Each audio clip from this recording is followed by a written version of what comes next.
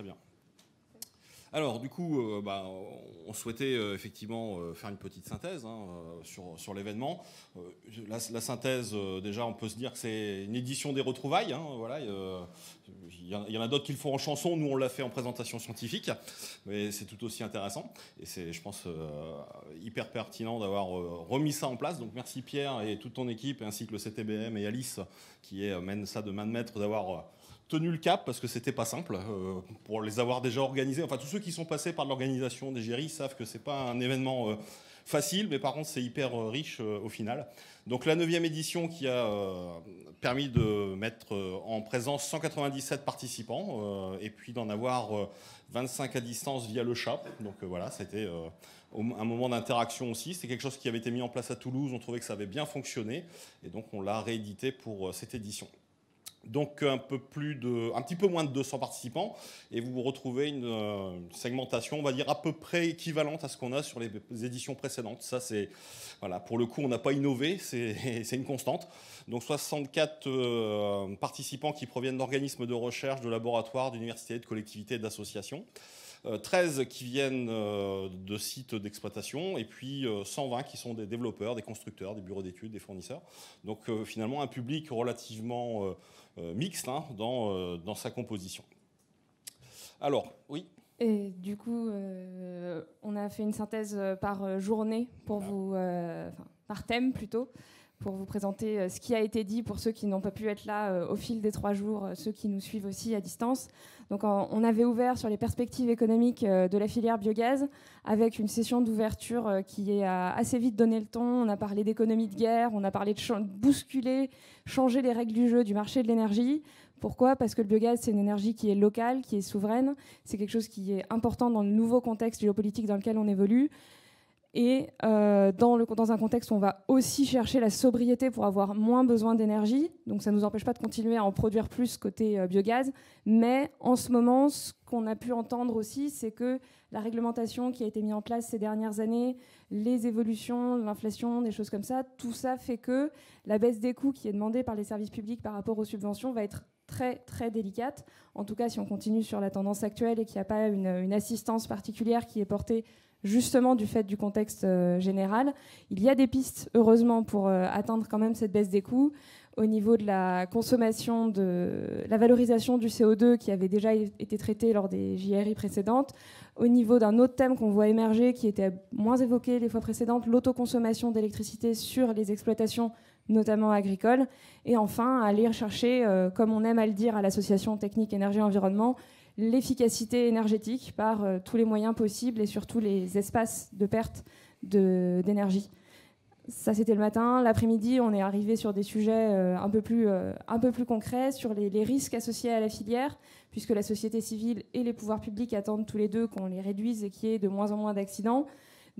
Donc la filière se professionnalise, on a des formations, il y a des offres d'assurance assez larges, les prestations juridiques aussi.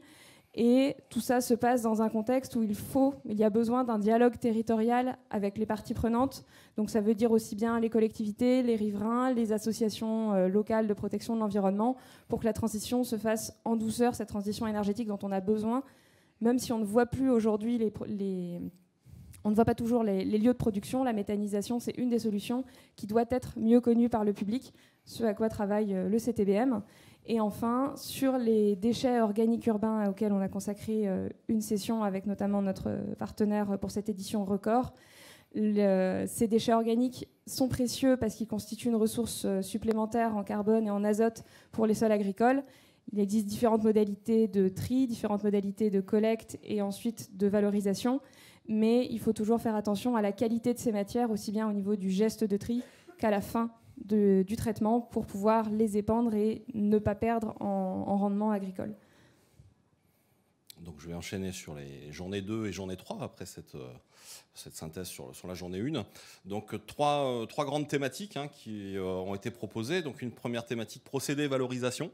Donc c'est un grand classique dans les JRI. C'est une session qui d'ailleurs amène pas mal de propositions de la part des intervenants, et on vous remercie. Alors on ne remercie pas que ceux qui l'ont fait dans cette session-là, on les remercie pour l'ensemble des sessions bien évidemment, mais d'apporter des propositions en grand nombre et de très bonne qualité, ce qui fait que le comité scientifique a énormément de difficultés à un moment donné à classer et à proposer un programme. Mais bon, on essaye et on espère avoir composé un programme de qualité encore cette fois-ci. Donc cette session procédé, enfin ces différentes sessions de procédés valorisation ont comporté 28 interventions, dont 9 flash avec des posters associés en présentation. C'est quasiment plus de 50% de la session, de l'édition, puisqu'on est à 53 communications qui ont été faites. Alors on s'est dit avec Romain, encore beaucoup, trop avec un point d'interrogation à voir voilà, sur les aspects procédés, avec toujours des questions en lien avec l'optimisation. Et donc on voit qu'il y a encore des besoins de progression et de connaissances et d'acquisition, de capitalisation de connaissances sur ces sujets. Alors on a vu que ça pouvait passer par de la modélisation, par de la métrologie, par de la caractérisation matière, entrée ou sortie, par la conduite du procédé. Et on voit que la voie solide revient aussi, je dirais un peu en lumière. Et puis un sujet sempiternel, les BMP. Alors à tel point qu'on a peut-être pensé faire une journée 1 sur la prochaine édition. Non, c'est une blague. Hein, on pensait à Romain en fait pour l'animer, mais bon, il veut pas. Donc voilà par rapport à ça. Alors bon, on a vu aussi au travers des différentes interventions qu'on a des objectifs de réduction des coûts, CAPEX et OPEX. Alors on s'aperçoit que ce n'est pas toujours facile de le faire, ça ne passe pas forcément par de l'optimisation dans les années à venir, ça passera peut-être aussi par de la fiabilisation, pardon, je vais réussir à le dire, et de la sécurisation. Et puis enfin, un sujet qui a été très mis en lumière aussi sur cette édition, c'est la biométhanation, avec vraiment, on voit quelque chose, une bonne émulation sur cette thématique. Alors elle n'est pas récente, hein, mais on voit qu'elle reprend pleinement, je dirais, son intérêt, surtout dans une logique d'association des briques technologiques les unes par rapport aux autres. Alors je ne sais pas s'il faut aller jusqu'à utiliser le terme de bioraffinerie ou autre, mais bon voilà, l'idée c'est vraiment de se dire, on peut coupler des procédés, ils sont pas en concurrence, ils sont complémentaires et ils peuvent permettre d'aller gagner justement ces points d'amélioration sur les procédés. Voilà, donc je ne vais pas détailler beaucoup plus, on va aller sur la session agronomie, donc 4 sessions qui ont regroupé 15 interventions, dont 9 en flash, avec des focus sur justement le sol, avec notamment l'impact des digestats et le stockage du carbone. Donc c'est vraiment des choses là aussi qui restent vraiment prépondérantes, je dirais, sur les études qui sont présentées. Des choses également en lien avec la production végétale. On voit que c'est pas encore aussi simple que ça de générer tout un pan de connaissances. Il y a encore beaucoup de choses à mener. Et puis, quelque chose d'extrêmement important, c'est les impacts environnementaux, avec un outil, l'analyse de cycle de vie, la quantification des émissions de gaz à effet de serre, et puis, je dirais, l'intégration de tout ça dans les agro-écosystèmes. Donc, vraiment quelque chose d'extrêmement transversal, finalement, à intégrer. Et puis, toujours une problématique cive, ou culture dérobée pour Pascal Mousse. Voilà, ça peut être aussi une autre façon de les appeler. Et puis, quelque chose également qui nous a un petit peu, je dirais, sauté aux yeux lorsqu'on a préparé ça avec Romain, c'est quelque chose qui est peut-être encore insuffisamment adressé à notre sens. Ce sont des questions de premier plan qui visent à considérer peut-être plus largement, je dirais, toutes ces questions dans le cadre de la transition environnementale, écologique, énergétique et des systèmes agricoles, avec eh bien, toujours ce débat, voilà, est-ce qu'on met des cives, est-ce qu'on n'en met pas, quand est-ce qu'on les récolte, voilà, c'est pas si simple. Les itinéraires culturaux qui sont mis en œuvre, les rotations, et puis des changements de pratiques aussi pour les exploitants agricoles, parce que ça c'est également extrêmement important à prendre en compte. On se dit toujours de notre lorgnette, bah voilà, il faut mettre des cives, mais ça implique quand même pas mal de choses aussi pour un exploitant dans sa manière de travailler. Et ça révolutionne quand même parfois, et très souvent même, la façon de faire son exploitation, la manière dont on va raisonner l'assolement et les pratiques. Enfin, la dernière session, économie, société et politique publique. 2 sessions seulement. Alors, par rapport à trop en procédé, peut-être un juste équilibre à trouver dans les éditions futures. 10 interventions, dont 2 flashs. Et ce qui en ressort, à notre sens, c'est qu'il y a encore une grosse phase d'appropriation à faire pour nous, experts de tous bords, hein, puisque on on se met tous dans le même bateau, et pour la société aussi. Hein, ça, c'est extrêmement, je dirais, important. Alors, encore peut-être beaucoup de chemin à parcourir. Hein, c'est le consentement sur le prix à payer d'un point de vue économique, mais pas seulement, l'environnemental aussi, hein, ce prix environnemental. Qu'est-ce qu'on est capable d'accepter, dans quelle mesure? Voilà, on veut tous beaucoup de choses, mais qu'est-ce qu'on est prêt à sacrifier pour pouvoir y aller? Voilà, on parle beaucoup de sobriété. Bon, apparemment, c'était pas trop le sujet hier pendant le gala, mais voilà, il faut quand même penser sobriété peut-être à certains moments. Alors, au-delà du constat, comment on fait? Quels leviers, quels outils, quels modèles, quelles perspectives on peut mettre en place? Et puis, toujours, je dirais quelque chose de très présent, c'est du dialogue et des partenariats renforcés avec les sciences humaines et sociales. Hein. Ça, c'est, je dirais, essentiel, et on l'a vu au travers des différentes interventions. C'est voilà, que tout le monde puisse dialoguer, qu'on puisse faire du transversal. Et puis, voilà, on va appuyer une dernière fois, c'est la question de l'acceptabilité ou de l'appropriation qui est vraiment, je dirais, incontournable, et parfois même sur certains projets qui peut être central, et voire malheureusement dans certains cas rédhibitoire. Donc il faut être vigilant par rapport à ça. Alors, le petit mot peut-être pour conclure, et puis ensuite je vais passer la parole à Romain, puisqu'on a dit qu'on faisait une synthèse courte, on va essayer de tenir l'engagement. Produire du biométhane, oui, certainement, mais peut-être pas avec un quoi qu'il en coûte. Peut-être pas non plus à n'importe quel prix. Donc nous, ce qu'on a comme vision, et je pense qu'elle est quand même assez partagée par l'ensemble des acteurs, et on a pu le voir au travers des différentes interventions, c'est que ça doit rester, cette méthanisation, une filière durable.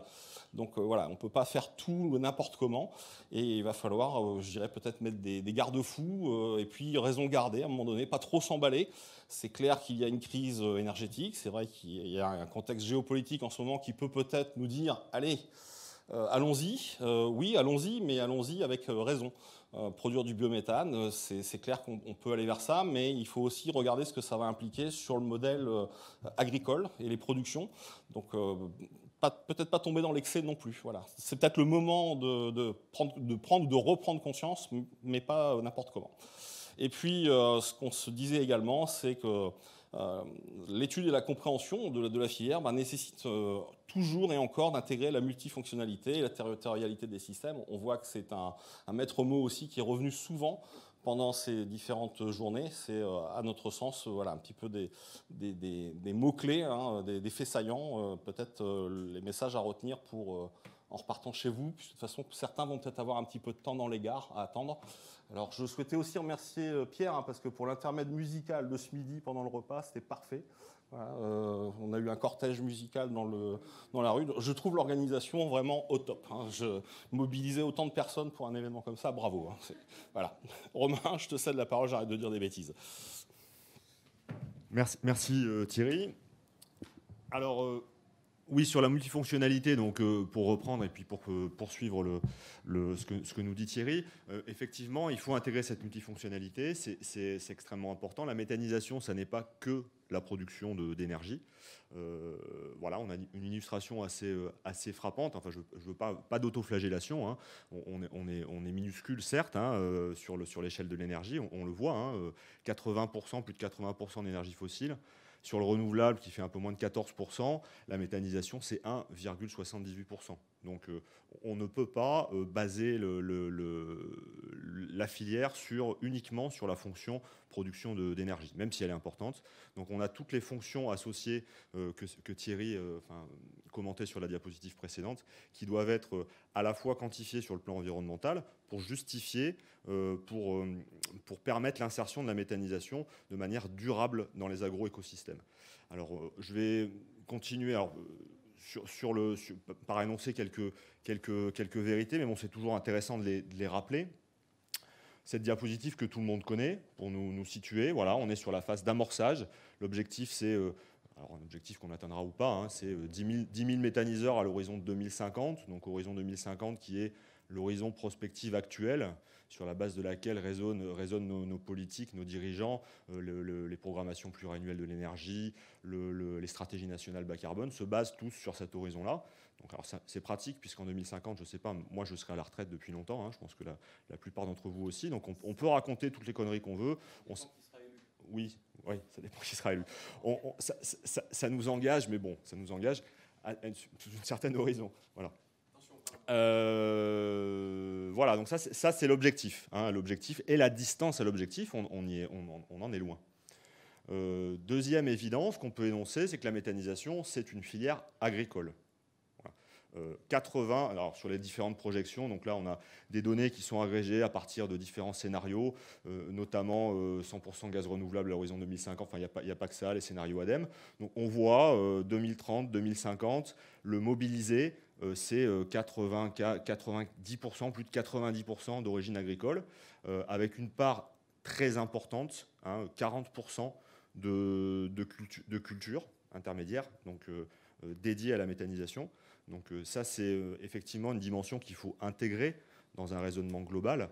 Si on veut atteindre cet objectif de développer la méthanisation avec l'ampleur qu'on a affichée précédemment, il faudra fatalement intégrer cette vision de changer les pratiques agricoles, faire de la culture, cultiver pour alimenter et produire de l'énergie. Donc ça, c'est très important de l'intégrer dans nos raisonnements. Donc, quels que soient les scénarios, donc là vous avez les scénarios, transition 2050 de l'ADEME, avec différentes hypothèses, différents scénarios, quels que soient les scénarios envisagés, hein, qu'ils soient tendanciels, voilà, basés plutôt sur la demande ou sur l'offre, on a de toute façon une part très importante de la méthanisation dans la mobilisation de la biomasse. Voilà.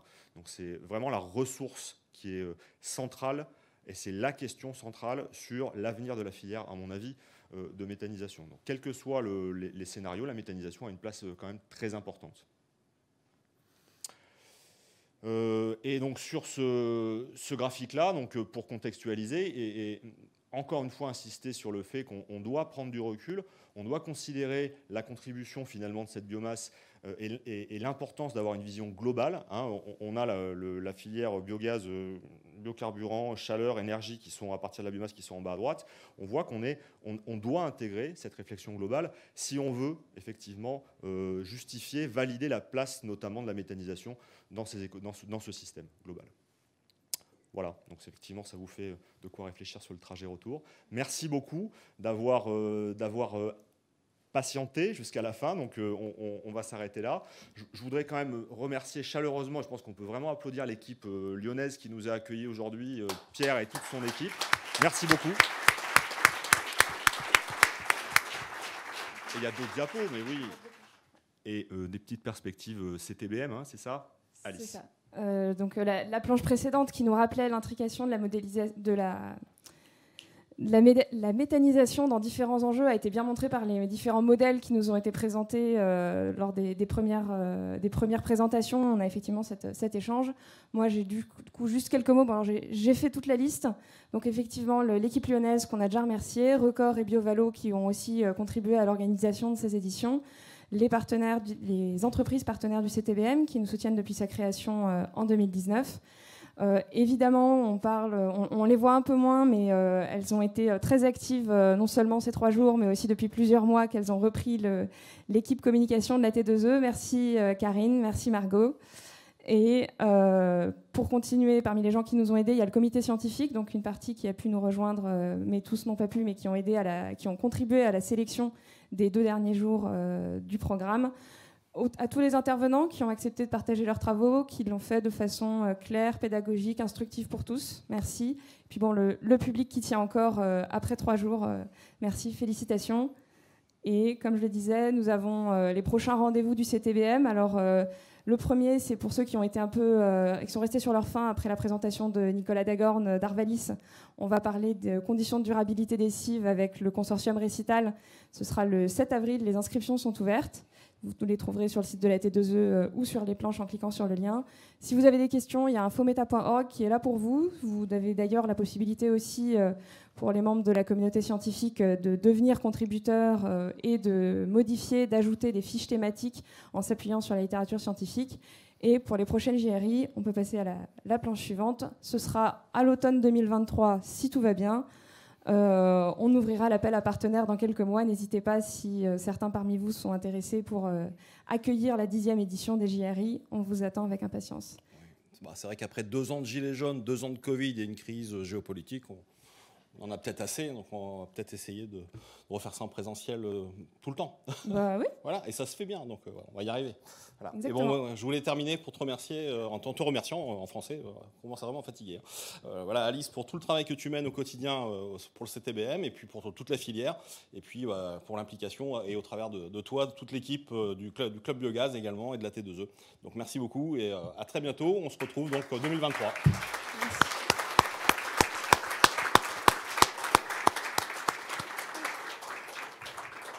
Merci.